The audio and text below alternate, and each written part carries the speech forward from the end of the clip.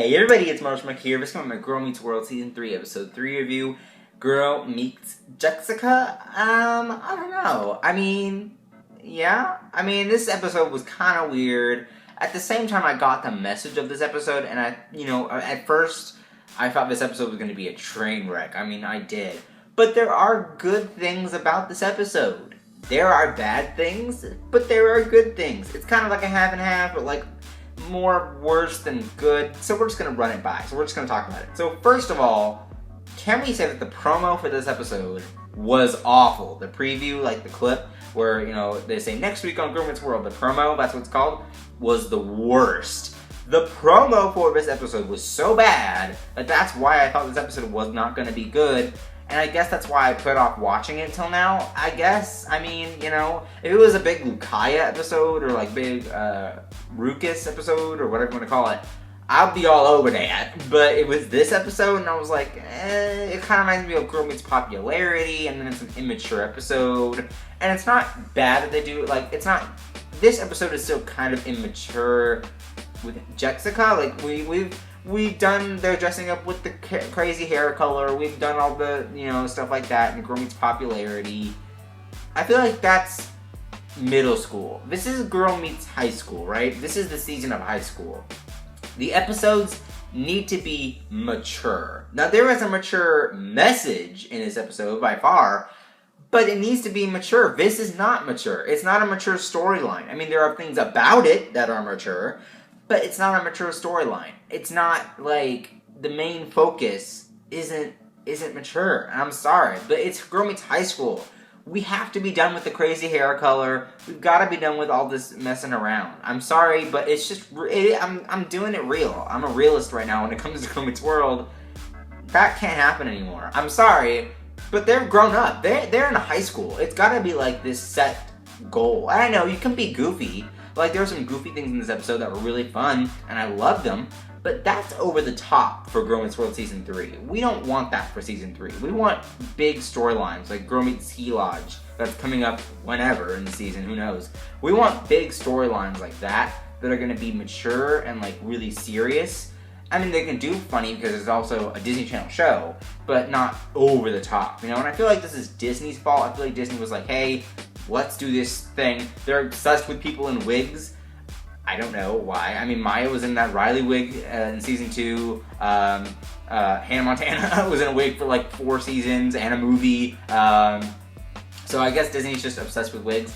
I guess Sunny with a Chance had wigs for a while, although that was a sitcom, it was a show about a sitcom, so I guess that makes sense. But still, they had wigs. So I guess Disney's obsessed with wigs. I don't know, it's weird. But it was too much. It's too much for Girl Meets World. Disney, stop with the wigs. It's too much. Raven wears bunches of wigs, like Raven-Symoné. Although, again, that was, kind of supposed to be... It was, the trend, I guess. I don't know, it's weird. But there's too many wigs. Too many wigs out there. We don't need any more. No more crazy hair color, Joker reference. No more crazy hair color. That's all I gotta say. But overall... we're going to get into the good stuff about this episode. Now, the good stuff is, there's a good message in this episode. I feel like there's a great message in this episode, by the way. For example, when they're talking about the internet and how things can be popular that day, and then, become super popular the next day and everyone forgets about it. Kind of happens, but it's really in the real world on YouTube and stuff like that. It's kind of different. It's not really like that. The thing will be popular for about maybe a week. And still get views and still get rising things. It won't go away in and I would kind of know. I'm not saying my channel is super popular because it's not, but I have several videos. I have multiple videos that have just rose in views and they're still getting views. I just hit 10,000 views on my Henry Danger Season 2 video. So, and that was a year ago that I made that video? So things don't stop being popular just because something else popular comes up the next day. It kind of feels like that sometimes. Alex from Target, what happened to that? But, but that was Alex from Target was popular for 2 weeks or 3, I don't even know. And then it kind of died down and then it kept dying down. So things that are on social media and that are trending don't just change the next day. I guess it makes sense with Jexica losing half her followers, like Riley said, but it's not, it doesn't go that fast on the internet in real life, so yeah. But it was really fun to see Jexica. Riley was afraid of how people would think of her when she made her profile, so she made this fake one thanks to Maya.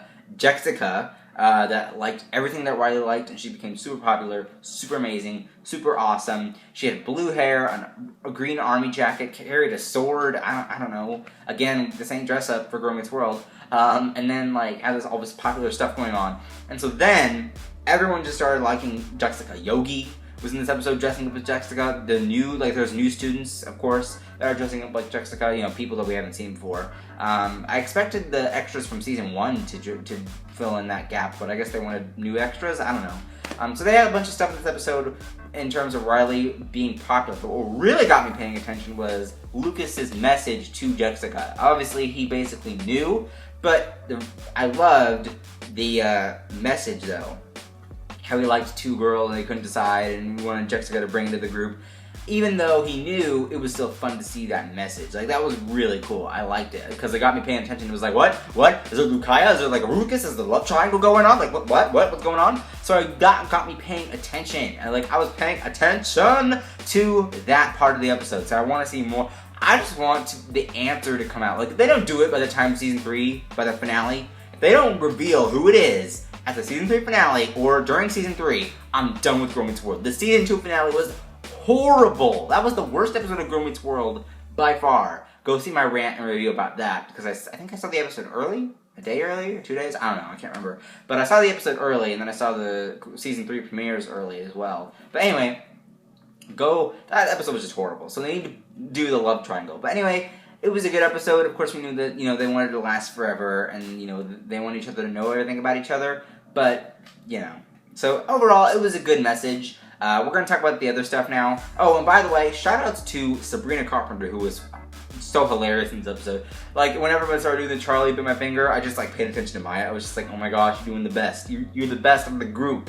He bit my finger. So overall, that was fun, too. And then, like, when she talked about the panda sneezing, hilarious. So I just loved Maya in this episode. Really great. But anyway, going back to the other storyline. So the other storyline is Auggie, of course, about being an internet an internet sucker. That's what Topanga said, an internet sucker, and how he's talking about to this prince online in some weird foreign fake country. I don't know. And so it was really fun kind of teaching Auggie about that, but we really didn't get too much of that because Topanga and Corey were doing one of those fights that they do during the season. So it's kind of like, okay, I'll roll with it. So I liked it. It was fun. I always like when they kind of have conversation. But it was kind of like, really? I don't know. They also did like a small cameo from Boy Meets World, the 1, 2, 3. Love that. And then they did the dream with Ava.